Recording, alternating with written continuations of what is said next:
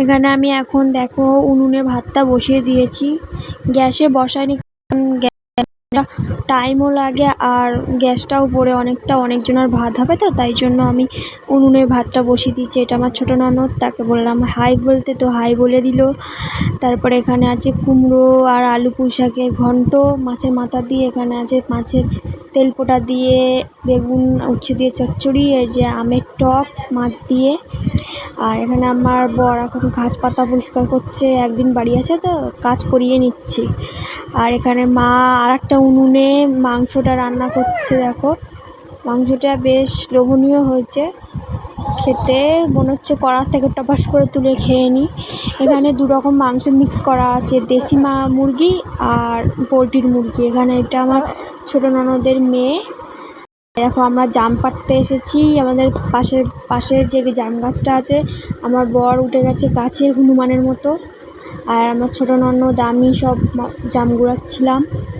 তার ফাঁকে ফাঁকে আমি তো ভিডিওটা করতে হবে কন্টিনিউ, তো আমি ভিডিওটাও করছিলাম।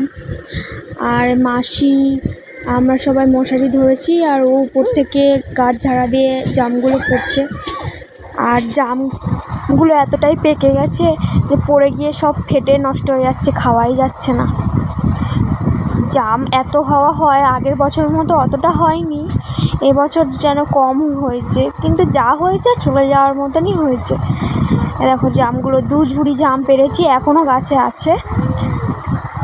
আমরা পরে পারবো, আবার আমার বর যেদিনকে বাড়িতে থাকবে আবার পারা হবে। এখানে জামাই ষষ্ঠীটা সেরে নিচ্ছে, বর এসেছে, কারণ ছোটদির বর আসেনি, কারণ ওর বর বাইরে কাজ করে, তাই বাইরে আছে, চলে গেছে, তাই ওর মানে জামাই ষষ্ঠীতে আসতে পারেনি, শুধু ছোটদি এসেছে, বর আসেনি, তাই বড় জামাইবাবুকে জামাই ষষ্ঠীটা মা করে নিচ্ছে। এদিকে ফোন এসে গেছে, জামাই এখন আশীর্বাদ নিতে নিতে ফোনে কথা বলছে। জামাইবাবু মনে হচ্ছে একটু লজ্জা পাচ্ছে। এইদিকে ওর ছেলেটাও চলে এসে, ছোটোটা ল্যাংটো পুংটু হয়ে, যে বাবার কি হচ্ছে, বাবাকে কেন এরকম করছে, ও তো এখন কিছু বোঝে না যে কি হচ্ছে।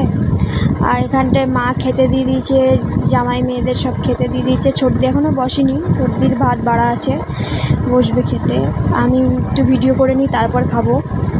এখানটায় দেখো সব রকম এই আমের চাটনিগুলো আগে দেখানো হয়নি, ওগুলো লাস্টে করা হয়েছে বলে আমি দেখাতে পারিনি। ডাল, ঢেঁড়স ভাজা কিছুই দেখানো হয়নি। তো একটাই জামাই এসেছে তো, তাই মা একটু কমই রান্না করেছে, কারণ প্রত্যেক বছর ভালোই রান্না করা হয়। তারপরে এখানটায় আমরা খাওয়া দাওয়া করে আমরা একটু বাইরে হাওয়ায় বসেছিলাম, সবাই মিলে আড্ডা